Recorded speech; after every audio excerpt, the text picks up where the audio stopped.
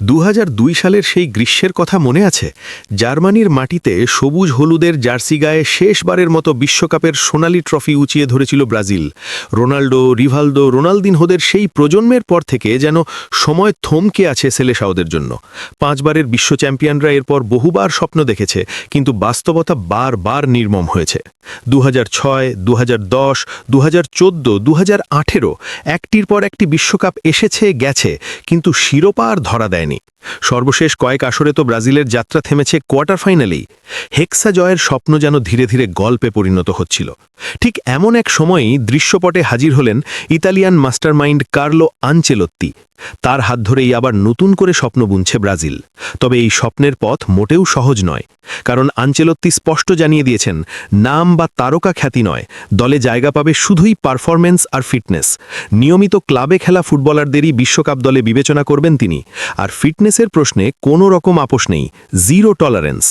এই কঠিন বাস্তবতার মাঝেই সবচেয়ে বড় প্রশ্নটা ঘুরে ফিরে আসছে, নেইমার কি পারবেন আবার নিজেকে প্রমাণ করতে? ব্রাজিলের ফুটবল ইতিহাসের সর্বোচ্চ গোলদাতা জানেন, সময় তার পক্ষে নেই, শরীরও পুরোপুরি সায় দিচ্ছে না। তবুও হাল ছাড়ছেন নাই তারকা, বরং আনচেলোত্তির কাছে হৃদয় উজাড় করে লেখা এক আবেগঘন বার্তা পাঠিয়েছেন তিনি।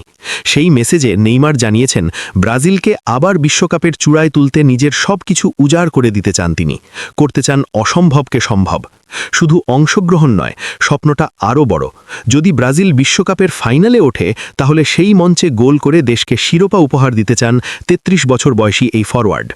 নিজের বক্তব্যে নেইমার স্পষ্ট করে বলেন, ব্রাজিল দলে জায়গা করে নিতে চাই আমি, নিজেকে পুরোপুরি ফিট করে কোচের কাছে নিজের যোগ্যতার প্রমাণ দিতে চাই, ব্রাজিলকে বিশ্বকাপের শিরোপা উপহার দিতে অসম্ভবকে সম্ভব করতে চাই। যদি ব্রাজিল ফাইনালে ওঠে, সেখানে গোল করতে চাই আমি।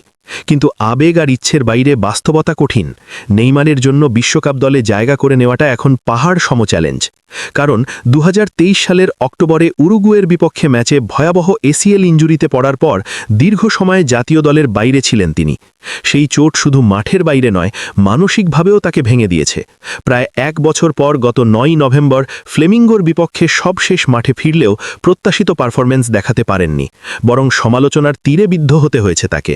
সামাজিক যোগাযোগ মাধ্যম থেকে শুরু করে ফুটবল বিশ্লেষকদের আলোচনায় উঠে আসে প্রশ্ন, নেইমার কি শেষ? এই সমালোচনার প্রভাব পড়েছিল তার মানসিক স্বাস্থ্যের ওপরও। তবুও চোট নিয়েই লিগের শেষ ভাগে খেলেছেন তিনি, লড়েছেন সান্তোসকে অবনমন থেকে বাঁচাতে। কিন্তু দুর্ভাগ্য পিছু ছাড়েনি। হাঁটুর ছেঁড়া মেনিসকাসের সমস্যায় আবারও অস্ত্রোপচারের সিদ্ধান্ত নিতে হয়েছে। ব্রাজিল জাতীয় দলের চিকিৎসক রদ্রিগো লাসমারের তত্ত্বাবধানে বেলো হরিজন্তের একটি হাসপাতালে এরই মধ্যে ভর্তি হয়েছেন নেইমার। আর্থ্রোস্কোপিক এই অস্ত্রোপচারের কারণে অন্তত ১ মাস মাঠের বাইরে থাকতে হবে তাকে। ফলে আগামী ১১ই জানুয়ারি থেকে শুরু হতে যাওয়া পাউলিস্তা চ্যাম্পিয়নশিপের শুরুর অংশ মিস করবেন এই তারকা ফরওয়ার্ড। অনেকের চোখে এখানেই হয়তো গল্পের রীতি, কিন্তু নেইমারের কাছে নয়। তিনি বিশ্বাস করেন, সুস্থ হয়েই ফিরবেন, আবার নিজেকে গড়ে তুলবেন, আবারও আনচেলোত্তির নজর কাড়বেন। কারণ বিশ্বকাপের মঞ্চে শেষবারের মতো সবকিছু উজাড় করে দেওয়ার স্বপ্ন এখনও তাকে তাড়িয়ে বেড়ায়। সান্তোসের সঙ্গে নেইমারের বর্তমান চুক্তি শেষ হচ্ছে ৩১শে ডিসেম্বর। চলতি বছরের সব প্রতিযোগিতা মিলিয়ে ২৮টি ম্যাচে ১১টি গোল করেছেন তিনি। সংখ্যাটা হয়তো আগের মতো ঝলমলে নয়, কিন্তু তার ইচ্ছা আর ক্ষুধার প্রমাণ বহন করে। প্রশ্ন একটাই, কার্লো আনচেলোত্তির কঠোর দর্শনের ভেতর দিয়ে কি আবার নিজের জায়গা তৈরি করতে পারবেন নেইমার, নাকি ২০০২ সালের পর ব্রাজিলের বিশ্বকাপ স্বপ্ন আরেকটি অধ্যায়েই থেমে যাবে? উত্তর লুকিয়ে আছে সময়ের হাতে, আর সেই উত্তরের অপেক্ষাতেই তাকিয়ে আছে গোটা ফুটবল বিশ্ব।